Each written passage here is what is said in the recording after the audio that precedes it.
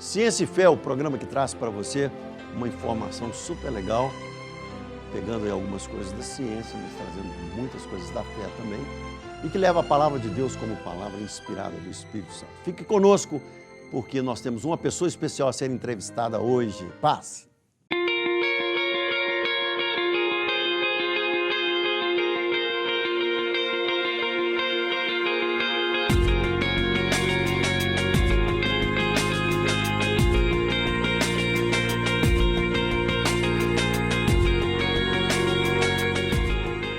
Ciência e Fé começa hoje e entrevista hoje o professor Carlos Cunha. O professor Carlos Cunha, ele é doutor em teologia e é pesquisador em teologia sistemática.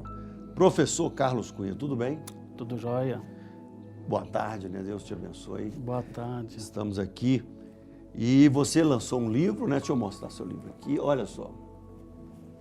Hermenêutica Bíblica Libertadora.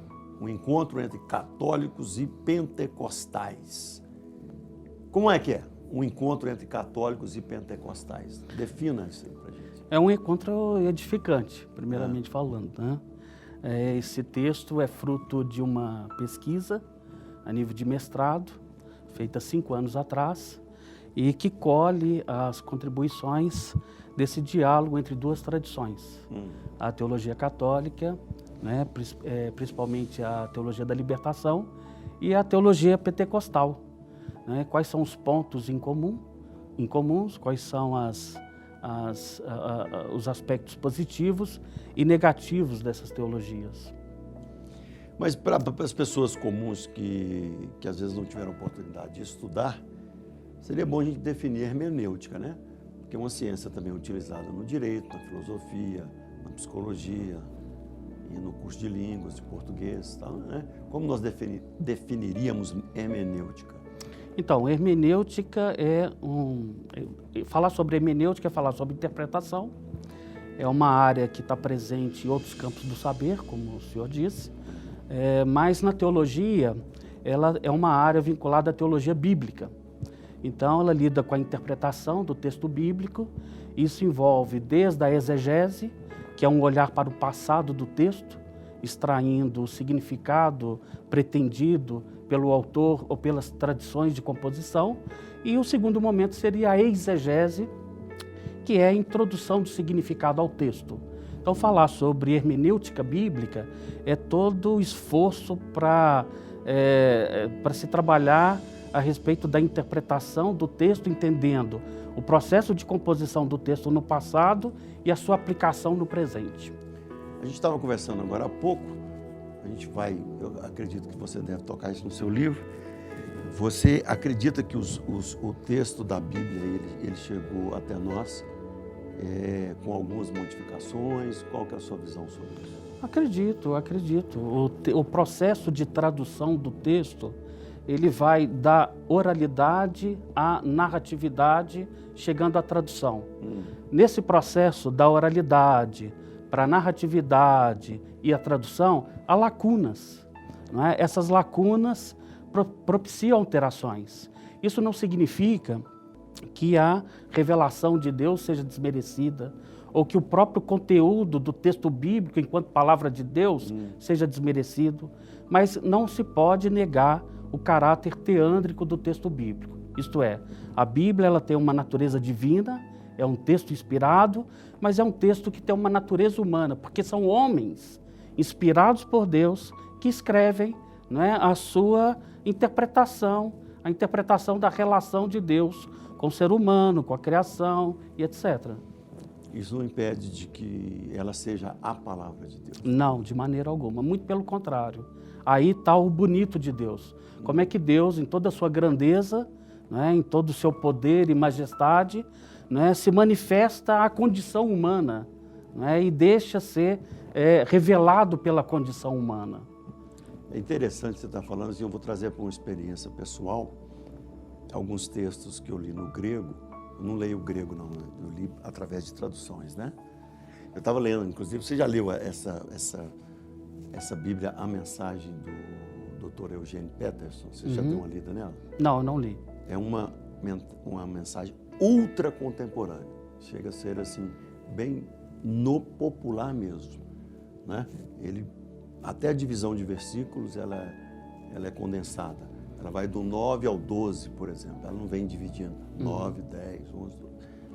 E uma pessoa me escreveu, assim, escandalizada com o texto, porque ele só chama Deus de eterno, porque ele vai pegando no hebraico também, conforme a tradução dele. Mas ele traz coisas muito novas, em outras coisas a gente vê que se perde um pouco, mas ela trouxe coisas muito novas. O bonito é ver como que Deus quer falar conosco, se Deus quer falar com o cristianismo, que sim, com aqueles que creem em Deus, ele não está limitado a erros de tradução, a etimologia claro. Em si da palavra. Né? Claro. Um adágio italiano muito comum é tradutor, traidor. Né? Então, sempre no processo de tradução, por mais que você tente ser fiel às línguas originais, acaba se perdendo. Então, você trabalha no texto bíblico, especificamente, com duas línguas já mortas. O Antigo Testamento, né, escrito basicamente em hebraico clássico, e o Novo Testamento no grego koiné, comum. Né? São línguas mortas. Então, nesse processo de tradução, se perde muita coisa. Né? E muita coisa também é introduzida no texto, mas não desmerece o texto bíblico. É bom enfatizar isso. Você fez um gancho interessante, que antes da gente estava conversando antes disso, né? Parece que a gente estava discordando, mas aqui a gente está concordando. Você trouxe uma coisa interessante. Isso não desmerece o poder de Deus. Claro. Porque quanto mais eu estudo, quanto mais Deus pode me levar ao original. Claro. Falando através do Espírito Santo. Claro. Olha para a diversidade dos evangelhos sinóticos. O mesmo olhar sobre o evento Cristo, mas a partir da tradição mateana, tradição marcana, tradição lucana e ainda tem a tradição de João. Né? Então, o mesmo olhar sobre o evento Cristo, mas né, com características próprias de cada um. Essa diversidade que marca o texto bíblico é que nos enriquece. E outra coisa, no processo de tradução, a tradução não se reduz somente à tradição protestante. Há outras tradições também produzindo tradução do texto bíblico. Isso é enriquecedor. Eu li a Bíblia na tradução de Jerusalém, né? Eu achei, em alguns pontos, principalmente em Salmos, eu achei algumas coisas muito legais. Pois é, um texto riquíssimo, né? Hoje nós não temos, mas hoje quase não se lança mais essa Bíblia. Não sei se você chegou a ler em melhores textos hebraicos e gregos.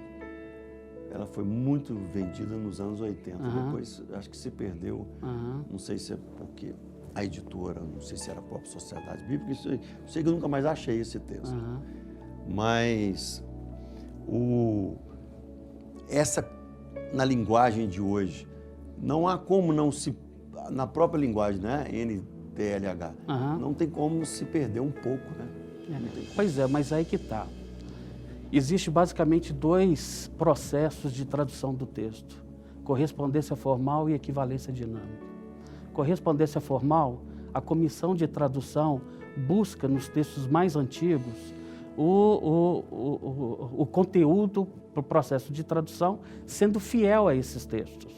Aí produz bíblias mais eruditas, como a Bíblia de Jerusalém, Bíblia de Estudo Almeida e etc. Já a equivalência dinâmica não passa por esse processo. Ela quer produzir um texto, mantendo o sentido do conjunto do texto, mas mesmo que para isso seja mudado palavras. Então você tem introdução de sinônimos para palavras que não são comuns. Por exemplo, a palavra neófito não é uma palavra comum. Nós sabemos que é novo convertido. Então ela muda neófito por novo convertido. Novo convertido é uma linguagem mais acessível. Né? Mas não expressa tudo que um neófito é. Mas o neófito também não consegue expressar tudo o que a palavra grega traz sobre neófito, entende? Então, esse processo é um processo bacana. No caso da nova tradução da linguagem de hoje, o texto elaborado ali não é um texto para o crente antigo de igreja. Esse não é um texto erudito, esse é um texto voltado para os primeiros convertidos, né? Para gente que nunca leu Bíblia e que agora está querendo começar a ler o texto bíblico. É só olhar para o prefácio da Nova Tradução Linguagem de hoje, ela fala isso, que a gente vai perceber isso. Tanto a NTLH quanto a mensagem, que já é uma mais contemporânea ainda, né? A mensagem deve ter no máximo 10 anos, que ela foi lançada nos Estados Unidos, acredito eu, nos primeiros anos do século XXI, mas ela chegou uns 2, 3 anos só aqui no Brasil. Ela vai, de proposta, ela revoluciona mais ainda a NTLH, porque no próprio prefácio, o Dr. Eugênio Peterson, o pastor Eugênio Peterson, desculpa, ele fala assim: esta é uma Bíblia para você ler junto com uma Bíblia tradicional. Eu não estou te propondo aqui uma Bíblia porque você a tenha para o seu estudo, para você fazer comparações, para te ajudar na hermenêutica, na interpretação ali. Quer dizer, ele mesmo se propõe a isso. Você ler e ali você vai ter uma visão muito particular dele.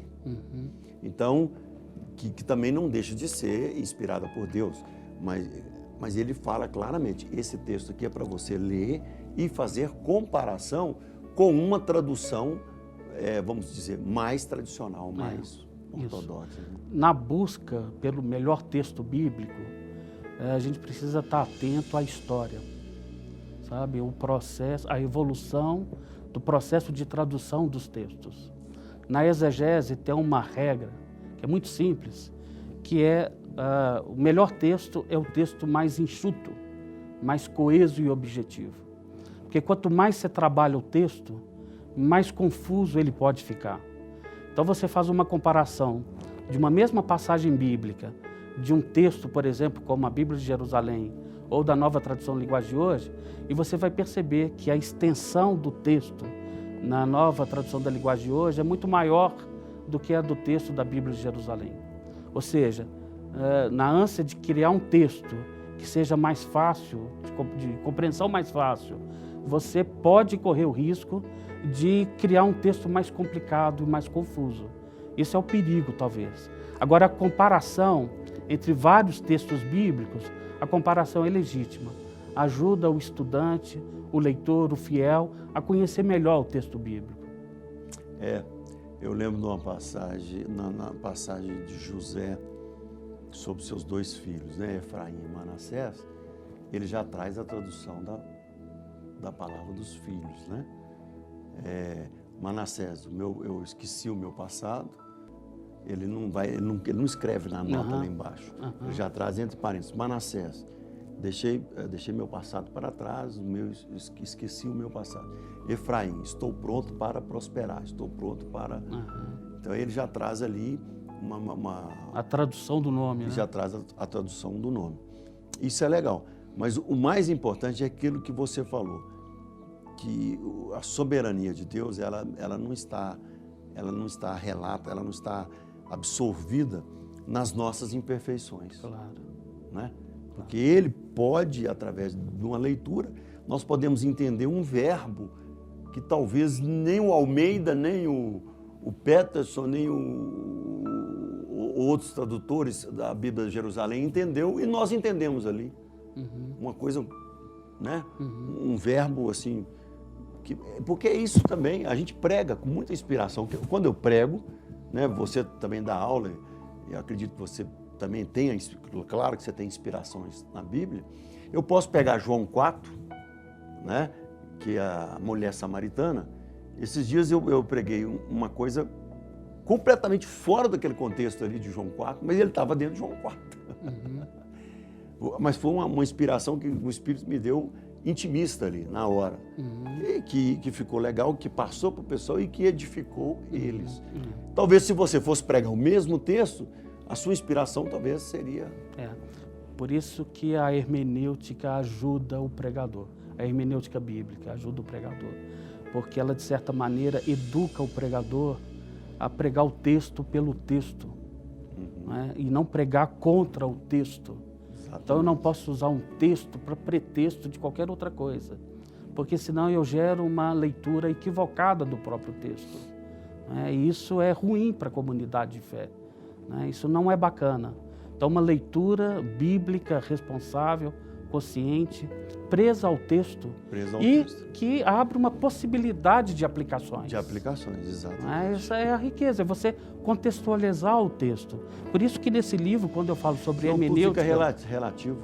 Né? E aí você não se firma em absolutamente nada.